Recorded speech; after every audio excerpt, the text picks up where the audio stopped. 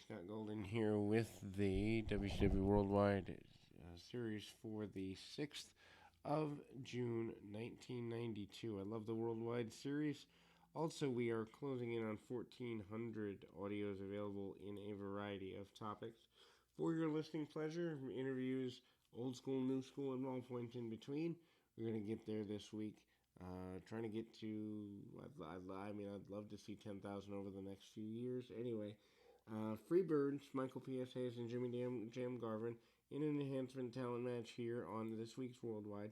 Tossed to the outside, the Freebirds still going after the U.S. Tag Team Championships for the time. Hayes with a shot in the midsection along the middle. Garvin and Hayes get a victory in just about 3 minutes here with the leaping DDT from Hayes for that victory, and the Freebirds are looking pretty good. We're headed towards the benefit of not Halloween Havoc, Beach Brawl, Beach Blast 1992. One of the few Beach Blast, if not the only Beach Blast show that WCW ever did. Cactus and Sting on top of that. Vinny Vegas, a.k.a. Kevin Nash, a.k.a. Diesel up here.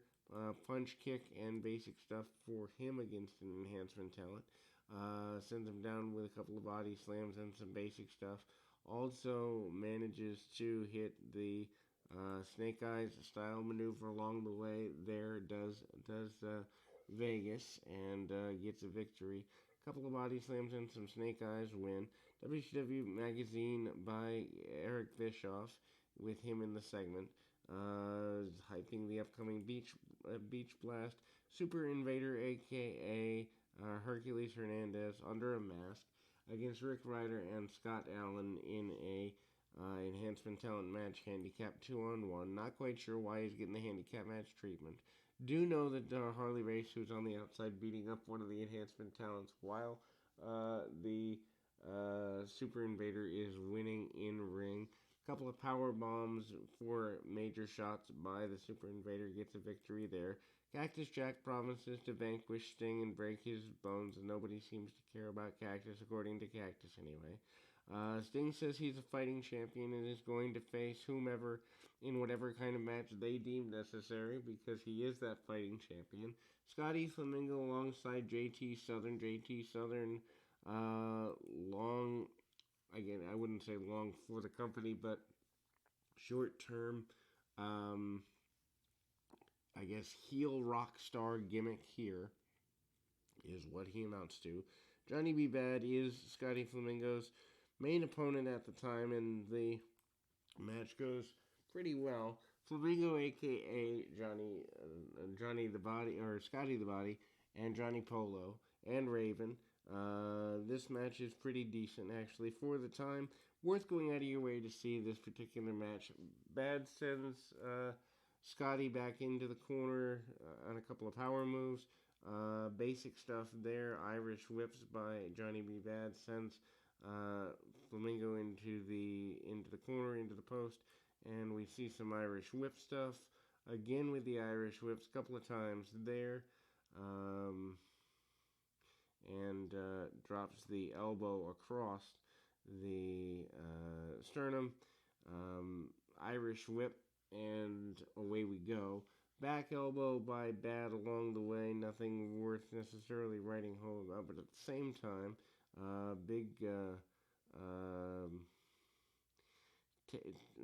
actually a botched headlock takeover by Bad at a point after a big hip toss.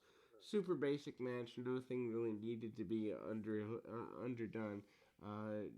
JT Southern on the outside causes distraction for Bad, who's sent to the outside, causes some interference.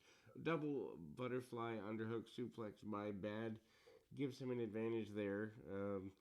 Elevated power slam, and again, that's awkward. Match is good for the sense of the back and forth. Execution is wavering. These two guys don't have a whole lot going on against each other.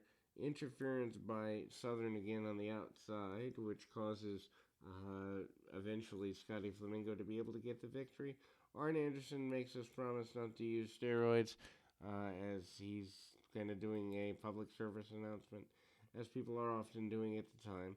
Steamboat and Koloff against Stunning Steve and a dangerous alliance partner of his choosing, which I believe ends up being beautiful Bobby Eaton here.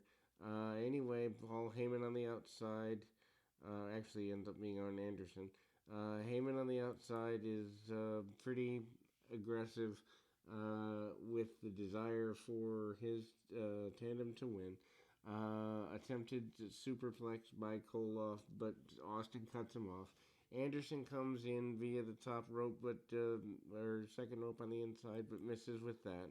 The baby faces are pretty dominant with their brawling on the outside. Steamboat and Austin are paired off.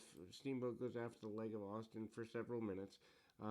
Anderson comes back in and gets tied up in a figure four, and there's a double figure four from the baby faces in the mid go here.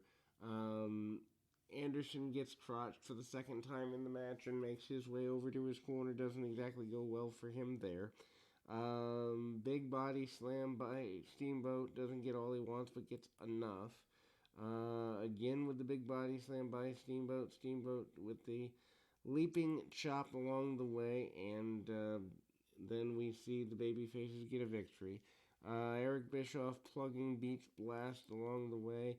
Rude promises to win the U.S. title match, which I believe at this point is a 30-minute Iron Man match with him and Steamboat kind of tipping their feud over the edge of finishing there. And then we go back, and that will close the show. So, decent show on Worldwide this week. We'll be back with more of these. We've got many still to come. Until next time, keep your feet on the ground, your mind in the moment. Till next time, everybody.